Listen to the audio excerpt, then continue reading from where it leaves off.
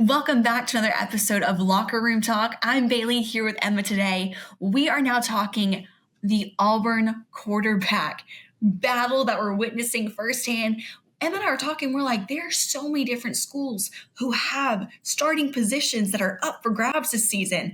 And the Auburn Tigers, that is a team that we have watched over the years go through a very interesting seasons with their players. And this time around, we have a true battle going on for this quarterback position. I know. I mean, because Auburn, their four quarterbacks in 2024 are either out of eligibility or they've entered the transfer portal. The Tigers are really rebuilding now. They're going through high school. They're recruiting. They're doing great on the recruiting trail and the transfer portal, which was quite shocking to me. But I was like, all right, Auburn, they're getting getting some skin in the game here because they did finish third from the bottom, 14th in the SEC this past season. They were one of three teams that didn't make it to a bowl game or the CFP from the SEC. So there's a little pressure for Auburn. They have to get it right. So there are a few quarterbacks that we need to be talking about here. I guess we should start with Jackson Arnold. What do you think about him? So Jackson Arnold, being this particular athlete who's transferring from Oklahoma, having a record already of 1,400 passing yards, 12 touchdowns, 444 rushing yards. I mean, he definitely is not like this brand new quarterback off the street that they're picking up to put on their team. He's a very seasoned player and has at least gotten the exposure of being in a college setting to know how to be able to compete in this level. I think what's really exciting and really promising is that Hugh Freeze has demonstrated that he really is great when it comes to helping to navigate the recruiting process. And there's a lot of players who really the mentality that he preaches, but also into the systems that he has in place. And I think by taking a five-star recruit of this kind of level from another SEC team, that really does speak volumes. So I think about what we should expect from Auburn, not only in this quarterback position, but also in its offense as a whole going into this 2025 season. He even had that great performance against Alabama, his new arch rival, being an Auburn Tiger, winning that game in a big, big way. So he was great there. He's also the fourth highest rated QB in the 2023 class behind Arch Manning, Nico Iamaleava, and Dante Moore. So, I mean, people were really excited about this kid, and maybe he just needs to get the right team around him because, OU didn't perform the best. I think with all of his experience appearing in 17 games at Oklahoma in the two seasons, one season being in the SEC, understanding the SEC play, I think is going to give him a big edge. Plus, he does have that dual threat ability, which is running amok now for all of our quarterbacks, both in college football and the NFL. So I think he has a strong case to make for himself to be that QB1 role. I mean, let's be honest. If you don't use your legs, are you even a quarterback anymore? I don't know. I have no idea. Only the MVP of the NFL and the Rookie of the Year quarterbacks, both dual threats. So I love it. I love it. Let's pivot and talk about this other contender, though, too. Deuce Knight. He's a five-star freshman from George County High School in Mississippi. And Knight was originally committed to heading towards Notre Dame and joining the Fighting Irish, but he actually flipped his commitment to go join the Auburn Tigers. We just had another discussion about Alabama's competition as well. And we were talking about Austin Mack for the Crimson Tide, who stands at 6'6" and is 230 pounds, so he's huge. This Auburn player, Deuce Knight, is standing at 6'4" and is weighing 210 pounds as well. He's another dual threat quarterback, which again at this point we're like, it's got a now. But his record also includes over 2,000 passing yards and 24 touchdowns his senior year. I'm like, what are they feeding these boys? My goodness gracious, they're huge. They're growing them different nowadays for sure. And they're allowing them to be able to run and have great arm strength. I mean, he is an elite athlete. He has great arm talent. Like you said, he's a great runner. So, I mean, being a freshman, that's kind of where I think it'll hurt him in his case to become the starting quarterback of Auburn. You just don't have the same level of experience. Like I say this all the time, like going to the NFL, coming from high school to college, it just gets faster and you have to be able to adapt so quickly. And being in the SEC where it's hard week in and week out, you don't have the luxury of time where you would in maybe some of these other conferences, to where you can falter a little and still not drop a game. But in the SEC, you falter a little, you're going to get run over. So that's my worry for Deuce Knight. I think he might be sensational moving forward, but I don't know if he has a strong enough case this year to become QB1 for Auburn. But I've been surprised before. So we'll see after spring practice. There's something that's you special, I think, about Auburn that often gets overlooked is that their fan base really is a very special group of people.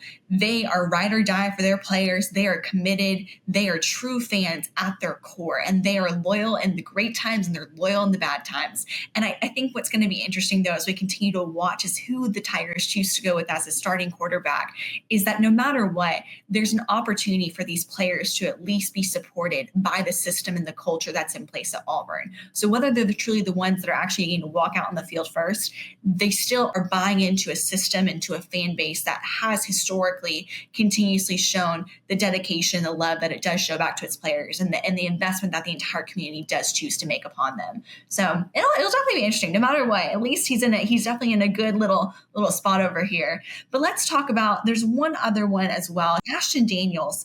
Emma, anything you want to share about Ashton Daniels? Yeah, so he is a transfer from Stanford. Stanford does not obviously compared to playing in the SEC, but he is a senior transfer with 1 year left of eligibility. He's 6'2", 215 pounds, so not quite as big, but that doesn't mean you can't play great at the QB position. They're just some big guys out there now. He did have 3 seasons with Stanford. He played 33 games. His career stats are 3,900 passing yards, 1,100 rushing yards, 21 touchdowns, and 20 interceptions, which I don't like, but, over 3 seasons, not too shabby. And he's coming in as a backup with experience. So that's kind of where I see him, is he's not going to be starting, but he will be a reliable backup because he does have experience of playing for 3 years, and he's going to finish out his college football career as an SEC quarterback. So I think that's sensational for him. And, if whoever becomes QB1 does get knocked out for any reason, he is reliable to go in there, run the offense, because he has all of that experience at Stanford.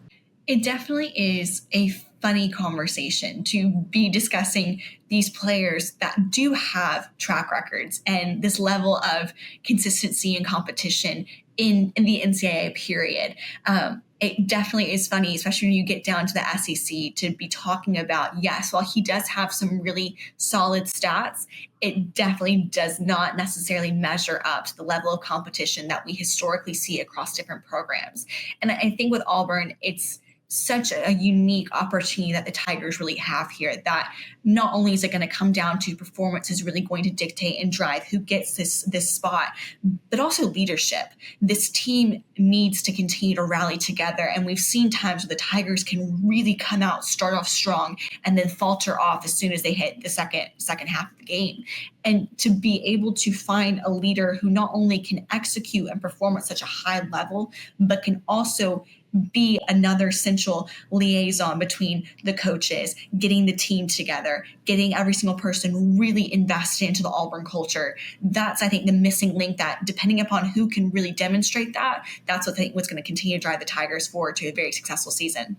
So just talking through all of this, I will be saying I think Jackson Arnold will be QB1 for Auburn. We will know more as we move through spring practice, but this is a big position for them because they currently have no commitments for 2026 in their recruiting class. I feel like that'll change. But right now it's like, well, we'll go back to the transfer portal. We can get somebody there if we need them. But I think Jackson Arnold is probably the safest bet. Just being in the SEC and playing 2 years as a starter, I think he will really shine in this offense that Auburn is building under Hugh Freeze from the transfer portal and recruiting. I think they're doing a sensational job on both of those aspects of college football now because it's just gotten crazier and crazier. So I think he'll be great. I'm right there with you, Emma. I think that Jackson Arnold will likely be the safe bet that gets chosen. However, I think depending upon what we see in the spring games, what we also continue to watch, not necessarily on the field, but even in these other social engagements, whether it's our social media or how we're getting to see some behind the scenes of these different teams, whoever we're watching that really does buy into the whole team mentality, I think is going to be the starter that actually stays.